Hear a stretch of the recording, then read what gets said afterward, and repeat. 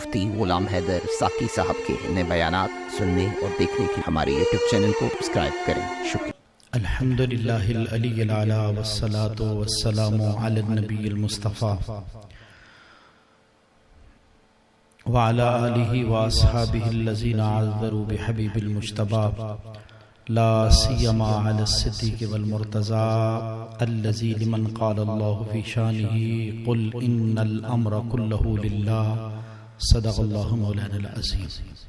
اللہ کے فضل، اس کی توفیق اور اس کے احسان سے ماہ صفر المظفر اسلامی سال کا دوسرا مہینہ اپنی برکتوں، سعادتوں اور وہ خوش نصیب حضرات جو اس ماہ مبارک کے فیوز و برکات کو لوٹ رہے ہیں، اللہ کے فضل اور کرم سے اللہ ہمیں صفر المظفر کے ہونے والے اہم واقعات اور نفوس قدسیہ کی چند ان کی باتیں اور ان کی فیوز و برکات اور ان کی زندگی سے، ان کی سیرت سے ہمتاً ہمیں ان کی زندگی کے سبق حاصل کرنے اور اپنی زندگی کا قبلہ و کعبہ درست کرنے کی توفیق عطا فرمائے.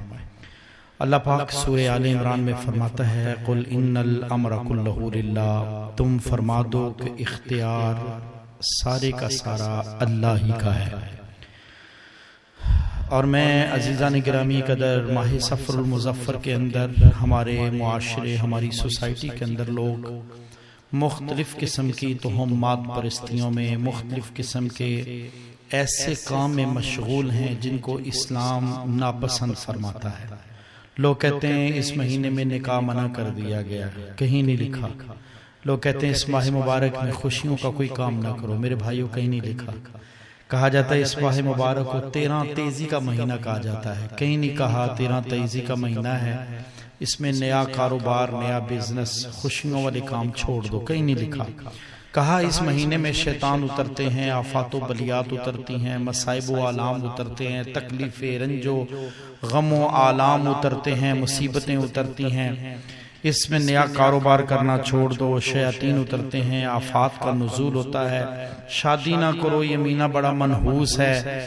عجیب عجیب قسم کی تہمات پرستیاں، بدگمانی، بدشگونی. اور ہمارے معاشرے کے اندر اسلام جتنا خوبصورت، پاکیزہ اور صاف ستھرا مذہب ہے، ہم نے علم کو اور آگاہی دین کو سمجھنے کے بجائے صرف سوشل میڈیا کی معلومات کو دین سمجھ رکھا ہے.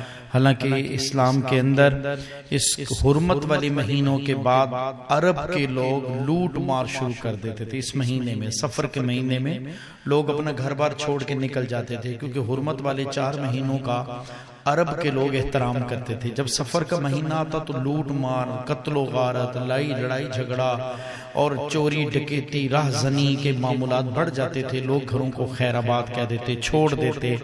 اللہ فرماتا ہے قل ان الامر کلہ للہ، ہمیں اللہ کی تقدیر پر، اللہ کے فیصلوں پر، اللہ کی ذات پر توکل رکھنا چاہیے. صفر المظفر کے اندر اسلام نے بہت سے اہم کارہائے نمایاں سر انجام ہوئے جن کا ذکر خیر آپ سنتے رہیں گے. لہٰذا سفر کے مہینے میں 13 تیزی کا مہینہ کوئی نہیں، کالی بلی رستہ کاٹ جائے کوئی مسئلہ نہیں. شادی کے لیے ممانت کہا جاتا ہے معاشرے میں، کہیں نبی پاک صلی اللہ علیہ وسلم نے منع نہیں فرمایا.